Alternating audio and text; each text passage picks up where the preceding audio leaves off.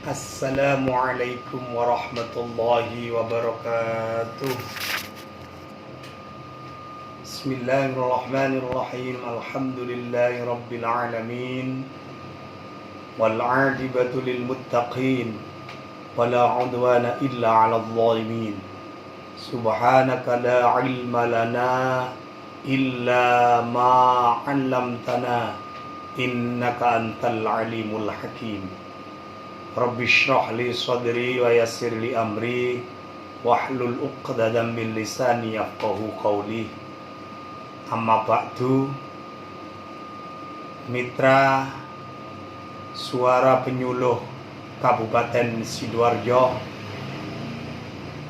alhamdulillah pada pagi hari ini saya dari Penyuluh Agama Islam Fungsional Kabupaten Sidoarjo dapat mengudara melalui radio Suara Penyuluh gelombang 105,7 FM.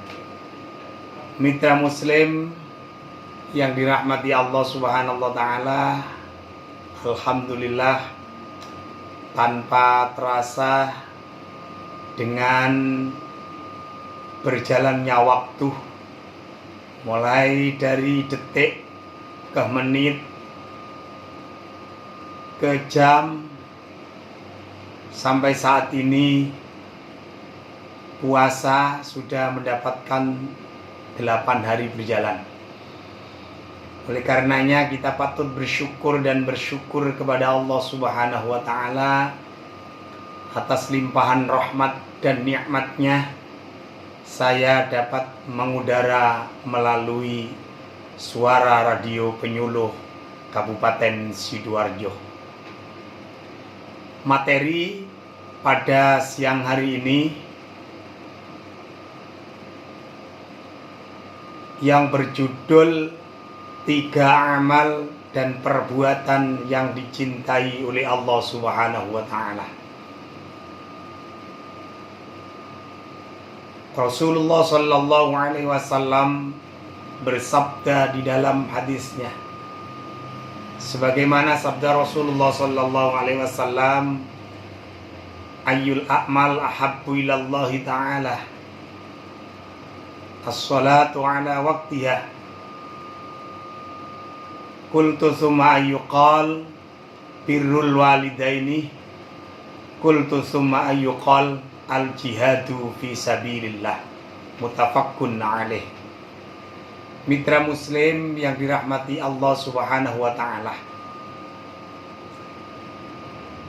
kalau mitra Muslim ingin ibadahnya diterima oleh Allah Subhanahu wa Ta'ala dan menjadi amalan yang dicintai oleh Allah Subhanahu wa Ta'ala, maka laksanakanlah apa yang disabdakan oleh Rasulullah Sallallahu Alaihi Wasallam. Di antaranya yang saya sebutkan melalui judul tadi adalah 3 amal dan perbuatan yang dicintai oleh Allah Subhanahu wa Ta'ala. Apa amal dan perbuatan yang dicintai oleh Allah Subhanahu wa Ta'ala itu? Yang pertama, as-salatu ala waqtiha. Salatlah tepat pada waktunya. Mengapa kita sebagai orang muslim, sebagai orang mukmin diperintahkan oleh Allah Subhanahu wa Ta'ala agar supaya salat dilaksanakan tepat dengan waktunya? Karena Allah Subhanahu wa Ta'ala berfirman di dalam Al-Qur'an, innas sholata kanat 'alal mu'minina kitaban mawquta. Sesungguhnya salat itu diperintahkan oleh Allah Subhanahu wa Ta'ala terhadap orang-orang mukmin dan sudah ditentukan waktu-waktunya.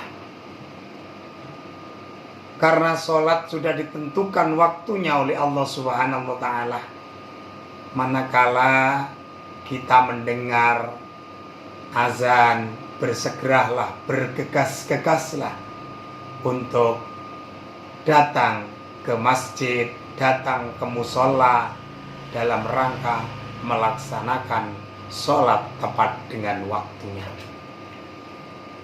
Di samping sholat kita laksanakan tepat dengan waktunya, pun juga dianjurkan oleh Rasulullah SAW agar supaya sholat kita laksanakan dengan berjamaah. Betapa pentingnya sholat dengan berjamaah diingatkan oleh Rasulullah SAW. Sholatul jama'ati afdalu min sholatil fard bi 27 darajah. Sholat berjamaah itu lebih utama dibandingkan dengan sholat sendirian. Bi 27 darajah, dengan selisih 27 derajat. Mitra muslim yang dirahmati oleh Allah Subhanahu wa ta'ala, ini penting bagi kelangsungan ibadah kita. Kalau kita mitra muslim ingin ibadah kita menjadi ibadah yang dicintai oleh Allah Subhanahu wa ta'ala, laksanakan sholat tepat dengan waktunya dan laksanakan sholat dengan berjamaah. Karena sholat itu merupakan jawaban dalam kehidupan kita. Dan orang-orang yang mau melaksanakan sholat akan mendapatkan buah daripada sholat itu. Apa buah daripada sholat itu? Inna sholata tanha anil faksha'i wal munkar. Sesungguhnya sholat itu bisa mencegah dari perbuatan keji dan mungkar. Ini yang perlu kita perhatikan. Kalau kita sholat masih saja melakukan perbuatan keji dan mungkar, itu pertanda bahwa sholat kita belum mencapai tingkatan sempurna. Untuk mencapai tingkatan sholat yang sempurna, harus kita tahu tentang syarat dan rukun sholat. Kita pelajari syarat sholat, rukun sholat, dan kita pelajari bagaimana cara sholat yang baik yang sudah diajarkan oleh Rasulullah SAW. Kalau sholat kita ingin menjadi sholat yang diterima oleh Allah Subhanahu wa ta'ala, harus mengerti tentang syarat dan rukun sholat. Yang kedua, harus kita tanamkan hati kita yang benar-benar pasrah kepada Allah Subhanahu wa ta'ala. Sebagaimana disebutkan di dalam Al-Quran, termasuk sebagai doa iftitah yang selesai kita mengucap takbiratul ihram, kabirallahu alhamdulillahi katsira wa subhanallahi bukratan wa asila, inni wajjahtu wajhiya lilladzi fataras samawati wal ard hanifan musliman wa ma ana minal musyrikin, innas salati wa nusuki wa mahyaya wa mamati lillahi rabbil alamin. Kita pasrahkan kepada Allah, innas salati, sesungguhnya salatku, wa nusuki, dan ibadahku, wa mahyaya, dan hidupku, wa mamati, dan matiku, lillahi rabbil alamin. Itu bentuk kepasrahan kita kepada Allah Subhanahu wa ta'ala. Oleh karenanya mitra muslim yang dirahmati oleh Allah Subhanahu wa taala. Kalau kita sudah menanamkan nilai-nilai daripada sholat itu, yang pertama adalah rukun sholat, yang kedua bentuk kepasrahan kita kepada Allah Subhanahu wa taala, maka akan kita dapatkan pahala daripada sholat yang kita jalankan. Kalau sholat kita sudah sempurna seperti yang diajarkan oleh Rasulullah Sallallahu Alaihi Wasallam, maka kita akan mendapatkan buah sholat yang sudah saya sebutkan tadi. Inna sholata tanha anil faksha wal munkar. Itulah amal dan perbuatan yang dicintai oleh Allah Subhanahu wa taala. Yang kedua, amal dan perbuatan yang dicintai oleh Allah Subhanahu wa taala adalah birrul walidaini, berbuat baik terhadap kedua orang tua. Mitra muslim yang dirahmati oleh Allah Subhanahu wa taala, kalau kita ingin hidup bahagia, ingin hidup tentram, ingin hidup tenang, maka ikutilah apa yang diajarkan oleh Rasulullah Sallallahu Alaihi Wasallam, yaitu berbuat baik terhadap kedua orang tua. Mengapa Rasulullah Sallallahu Alaihi Wasallam menganjurkan kepada kita agar supaya berbuat baik terhadap kedua orang tua? Karena beliau bersabda di dalam hadisnya, ridallahu fi ridal walidaini wa sukhtullahu fi sukhtil walidaini. Keridhaan Allah itu tergantung daripada kedua orang tua kita, dan murka Allah itu juga tergantung daripada kedua orang tua kita. Agar supaya hidup kita mendapatkan ridho dari Allah Subhanahu wa taala, jangan lupa kita berbakti kepada kedua orang tua. Kita sayang terhadap kedua orang tua. Kita perhatikan terhadap kehidupan orang tua. Kalau kita sudah memperhatikan, sayang, cinta, maka Allah Subhanahu wa taala akan meridhoinya berkat daripada ridhonya orang tua. Kalau Allah sudah ridho, orang tua kita sudah ridho terhadap kita sebagai seorang anak, maka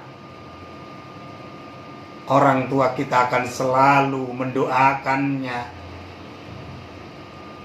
Orang tua kita akan selalu merestui terhadap kita. Karena Nabi bersabda, doaul walidaini ka doaun nabi. Doa kedua orang tua kita seperti doa Rasulullah Muhammad Sallallahu Alaihi Wasallam. Karena doa orang tua seperti doanya Rasulullah pasti diijabah, pasti dikabulkan oleh Allah Subhanahu wa taala. Berkat kerelaan orang tua terhadap anaknya. Kalau kedua orang tua kita masih hidup, sayangi. Apa yang diminta oleh orang tua jangan sampai ditolak. Tapi bagaimana kalau orang tua kita sudah meninggal? Jangan lupa, manakala orang tua kita sudah meninggal, datangi makamnya. Doakan kedua orang tua kita dengan memperbanyak membaca istighfar, astaghfirullahaladzim li wali walidayya warhamhuma kama rabbayani shaghira. Ini mengingatkan kepada kita bahwa orang tua kita di saat kita masih kecil, begitu sayangnya orang tua kita terhadap kita. Mari kita ingat pada saat orang tua kita, terutama ibu, mengandung 9 bulan 10 hari, betapa sengsaranya yang diperbuat oleh mereka, betapa susahnya di saat beliau mengandung. Sehingga kalau kita gambarkan ketika ibu mengandung kita, tidur miring tidak enak, tidur melumah tidak enak, tidur tengkurap pun seperti kitiran. Itu gambaran betapa lemahnya, betapa sengsaranya ketika orang tua kita mengandung. Setelah kita dikandung 9 bulan 10 hari, kemudian kita dilahirkan melalui perut ibu. Apa yang menjadi semboyan ibu ketika melahirkan? Biarpun pada saat saya melahirkan, nyawa saya dicabut oleh Allah, saya rela. Demi anak saya, yang penting anak saya lahir selamat. Itulah semboyan yang diucapkan oleh seorang ibu ketika melahirkan. Setelah melahirkan anaknya, agar supaya anaknya tumbuh dengan cerdas, tumbuh dengan sehat, diusahakan oleh orang tua kita. Mungkin ASI saja tidak cukup, akhirnya ditambah susu yang bernutrisi tinggi agar supaya hidupnya cerdas, otaknya cerdas, tumbuh dengan sehat.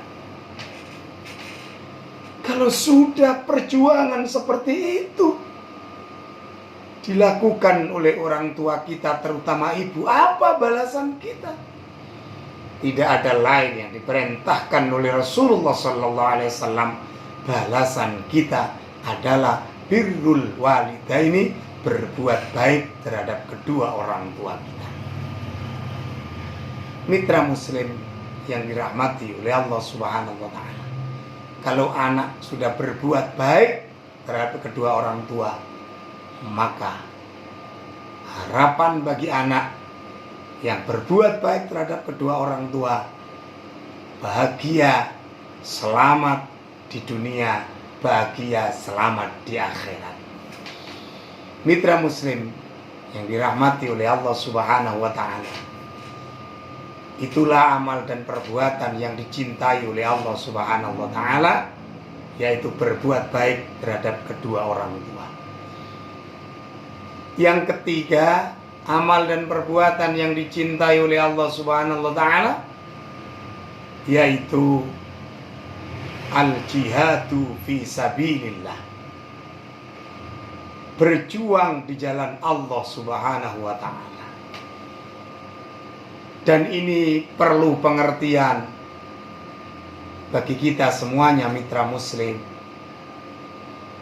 Yang dimaksud jihadu fi sabilillah, berjuang di jalan Allah, tidak sama jihadu fi sabilillah di zaman Rasulullah dengan jihadu fi sabilillah di zaman now, di zaman modern seperti sekarang ini. Kalau berjuang di jalan Allah pada saat Rasulullah Sallallahu Alaihi Wasallam, beliau perang dengan orang-orang kafir, bahkan membunuh orang-orang kafir, diperintahkan oleh Allah Subhanahu wa Ta'ala, karena orang-orang kafir pada waktu itu suka selalu mengganggu daripada harkat dan martabat agama Islam. Karena pada waktu itu orang-orang kafir merusak harkat dan martabat Islam, juga memusuhi Rasulullah sallallahu alaihi wasallam, maka diperintahkan oleh Allah Subhanahu wa taala agar supaya Rasulullah sallallahu alaihi wasallam beserta para sahabat melaksanakan tugasnya untuk memerangi orang-orang kafir. Bahkan membunuh orang-orang kafir juga diperintahkan oleh Allah Subhanahu wa taala. Mitra muslim yang dirahmati oleh Allah Subhanahu wa taala, jihadu fisabilillah di zaman modern ini bukan membunuh orang kafir, perang dengan orang kafir, memusuhi orang kafir, bukan itu. Seperti yang dilakukan oleh kelompok-kelompok Islam garis keras ketika melihat kemungkaran yang dilakukan oleh orang-orang di luar Islam, dilakukan pengeboman, dilakukan pukul memukul, dilakukan pemberontakan, dilakukan permusuhan, sehingga mereka menamakan itu merupakan jihadu fisabilillah. Jadi yang dimaksud dengan jihadu fisabilillah itu bukan begitu di zaman modern ini. Berjuang di jalan Allah banyak sekali caranya, banyak jalan menuju Roma.